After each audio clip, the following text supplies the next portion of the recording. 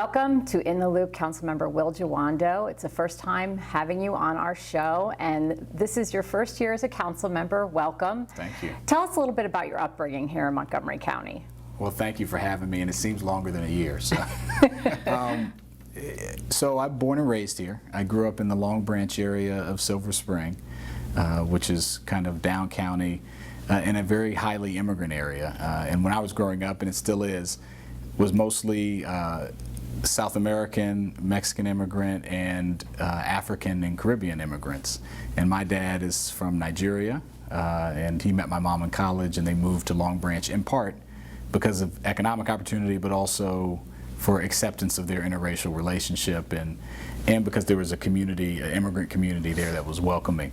And so I grew up in that area, went to the schools there early on, and had a good upbringing. Didn't know what I didn't have, right? It was a low-income community, but over time started to see that there were some significant inequities in whether it was school or public safety or transportation, and that kind of culminated for me when I was in high school. I got two things happened that were very important markers in my life. I had a scholarship that I got to St. John's College High School, which is a private high school in DC, after attending public school.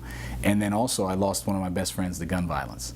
And the dichotomy of those two situations really laid a stark contrast and laid bare to me some of the deep inequities that we have and outcomes in the county.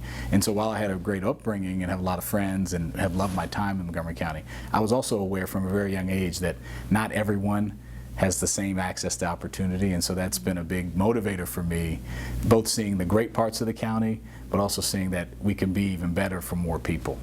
Yeah, so that seed was planted when you were a young man, and that's what spurred you to get into politics after college?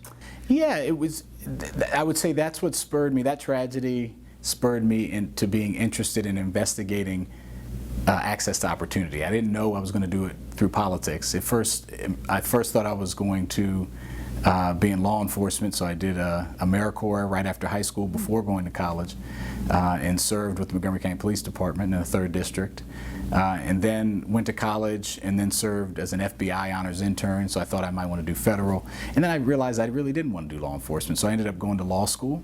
And after I was a sociology major in undergrad, and so I really had done a lot of research of investigating why certain groups did better than others. I wrote my senior thesis on this black male achievement gap in schools, in DC public schools when I was a Catholic.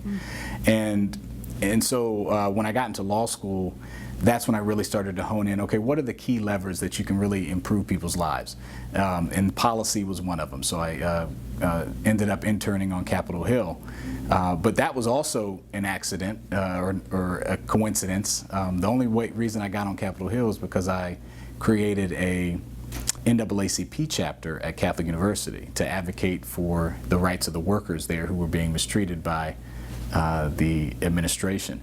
And Catholic University is a mostly white university nestled in a historically black community in the Brookland area of DC. And so a lot of times the service workers, the janitors, the landscapers were all African American, and they would see me, and I was a basketball player, and I was, student leader, and they'd say, hey, we're not being treated well. So I said, well, let me start this NAACP chapter, and the school ended up denying the chapter.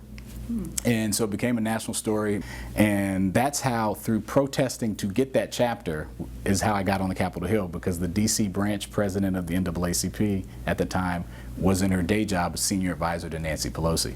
And so after they helped us protest, she said, come be an intern, a law fellow in the Pelosi office. And that's how I got on Capitol Hill. And then everything clicked. I said policy, sociology, law, it all came together. And then I knew I at least wanted to pursue a career in policy. Didn't know I was going to run yet, but I knew I was going to at least work in policy. Why the county council? I mean, it sounds like you were on your way on Capitol Hill. What made you decide to come back to your roots here in Montgomery County? Well, it took me a while, and I think everything is local. I got swept up in the Obama wave, which was a great wave to be swept up in. I worked for Pelosi for a couple of years, and then started working for then Senator Obama, and then I followed him to the White House and also worked at the Department of Education. So I was there for that really grew up in that professionally in that time and did a lot of great things. But county council, when you're talking about things going back to me being a kid, schools being equitable, transportation, safe streets and safe communities, all those things, the majority of those things are local and things that we deal with every day here at the county council. And so while the federal is important, every level of government is important, the local is probably most important because it's impacting daily lives of people every day. And so when I thought about what do I want to do to impact and improve my community for my children and for everyone's families, the county council really seemed like the best opportunity. I'm really glad that I have the opportunity to serve. And that I remember that inauguration day. It was a big day for you. Your family was all there, all your children, your wife, and you wore a special garment for that particular ceremony, and it was a very special to you. Tell us a little bit about why you wanted to wear that during that particular ceremony, and then you went on to donate it as well. I did, yeah. I wore a traditional, it's called an agbada, and it's a formal, dress in several West African countries, especially in Nigeria, that you wear to commemorate a special occasion. And I thought it was very important for a couple of reasons. One, personally to me, my father had just passed away the year before, and if he were at my inauguration, he would have been wearing an agbada. And so to pay tribute to him and my heritage. Mr. William Opeyemi Jawando. But also, and equally as important, to send a signal to the over 1/3 of the residents of the county who were born in another country and their children, like myself, that this is who we are, and that no matter where you come from or what your background is, you have a place here in the county, and not only do you have a place, you have a voice and you have a say, and that you can be on the nice stage at Strathmore wearing your traditional clothing from your home country and be just as much a Montgomery County resident, just as much a contributor to our society as anyone else. And so I think I wanted to signal that and do it first so that next time it's not a big deal and more people can do it. And the feedback we've gotten has been tremendous, and I decided, after being asked by our historical society to donate it, we decided that was the right thing to do so that that can be a piece of history going forward. Yeah, it's really that was a very special moment. You've hit the ground running. You've taken on some big issues here at the council when you got here. Law enforcement transparency. I think Montgomery County leads in a lot of ways. This bill will require an independent investigation in the case of a police-involved death in the county. What were you seeing that made you decide that this was the right time and place for this type of legislation? The Law Enforcement Trust Transparency Act really was an outgrowth of my experience of interacting with law enforcement, both positive and negative, and knowing that if you're going to have trust between law enforcement and the community, you have to have relationship and you have to have accountability. Justice for Robert White! Justice for Robert White! We had unfortunately had Robert White was killed the year before, and an unarmed African-American man walking in the neighborhood that he walked in every day, and was confronted by a police officer, and that interaction led to his death. And the surrounding investigation left a lot of questions. What happened? Why did it happen? What are our policies? And so at a minimum, in those situations, when you have a life lost, which is a tragedy, that's when it becomes the most important to have transparency and independence. And every government function happens equitably to everybody. We're in the midst, we were just talking about racial equity legislation that we're working on here in the council so that we can look at how our policies impact every part of our diverse community. Policing is no different. We need to look at the disparate numbers of why people of color make up over 75% of the arrests in 2018 between Black and Latino residents. How do we continue to lead and be a county where we hold ourselves accountable to really high standards, which I think we do in a lot of ways, but I think criminal justice reform has been one where it's a harder issue to tackle, and so I'm glad I've been able to bring a new voice into that conversation, even though it's difficult.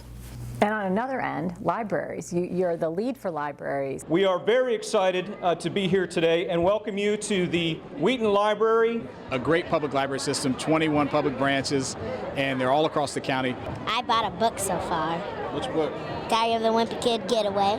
$4. You know, that's a good price. It helps support the great mission of Friends of the Library. It's just going to be a great thing right here in the community in the middle of Wheaton. It's going to help a lot of people. Talk a little bit about these listening tours that you've recently held and what you're hearing from folks about what's important to them as far as their libraries here in Montgomery County. Yeah, I was really happy to be lead for libraries. We have one of the best systems in the country, 21 public branches and then a branch in the Clarksburg jail, so 22 total. And over the next year, I'm going to hit all of them. We're already 4 stops into our 22-stop tour. Libraries expand the minds of children, adults, seniors, everybody. And the goal is really twofold. I'm an at-large council member, so they are placed around the county geographically well, so it's an opportunity for me to get to every community that I represent and hear from the constituents there about, you know, what's working or not. And one of the things I hope to do is by the end of this have aggregated enough information so that we can really have a broad library modernization bill that will help improve the way we function our libraries, their traditional functions, but also the things that they also are doing as far as access to county services and job training and early childhood education. How do we strengthen and be more intentional about those connections and using the library as a hub? And so I'm really excited about it. I think it'll lead to some increased services and connectivity to all of the members of our community. You also serve on the Education and Culture Committee, and you're a father of 4, so I know education is very important to you. What are some of the things that you see as areas that need improvement? Well, I really wanted to be on the Education Committee. I'm glad. I often say it's the best committee here in the council, but it's a great committee. You know, we are a big system. We're the 14th largest in the country, 164,000 students. We are racially and socioeconomically segregated in our system. We have some students that have the best resources and access to the best high quality teaching and learning, and then we have others that are struggling with old textbooks and have burnt out teachers who are trying their best, but they don't have the resources they need to make sure everyone in that classroom can learn and to keep up to speed. So we have serious equity challenges within our schools, but the good thing is our school system knows that, our school board, our superintendent knows that. And while we do give a large amount of our money, about half of our budget to the school system, I think we are taking the right steps under this leadership right now to try to address those inequities in a serious way. All right, there you go. Very pretty. I think it's really important you got composition books and other supplies in there. I'm going to send the message, look, this is not just about the bag, it's about making sure you have what you need to learn so that you can have a high quality of life. Keeping the high standards of MCPS so that wherever a student is, that they are challenged and they get that level of individualized instruction so that they can move to the next level, which is what we want for every child. It's going to be hard work, but it's important because people move to Montgomery County and stay here, but in large part because of the school system, which is a great one, but we have to continue to challenge ourselves. Moving into your second year as a council member, what would be your biggest goal? I have many goals for the council. In the second year, we really have to get economic development right. And both my mom and my stepdad are small business owners. I help them start their businesses. We have to make sure that if you have an idea, if you want to start a business, if you want to grow your business, that we are customer friendly, that we remove regulatory burdens that are in your way, and that we're as competitive as any other place in the region and in the country. Because that's the only way that, one, people are going to be able to have a living wage and have a good quality of life, but also that we're going to be able to grow our economy so that we can pay for the things like early childhood education, like expanding the school year, which I think we need to do, like investing in job training programs and continue to invest in the healthcare programs that cover the gaps in our social safety net, which is great here, and helping our homeless population. If we're in our seniors, as we have an increasing senior population, we have to grow our economy to do that. And I think we have the infrastructure and the bones and the ingenuity and the entrepreneurs here to do it, but it's just going to take an increased focus from the council. So I hope to work with my colleagues on that in particular. Okay, sounds like a great plan. Thank you so much for taking time to be with us today. Good to be here. Thanks for having me.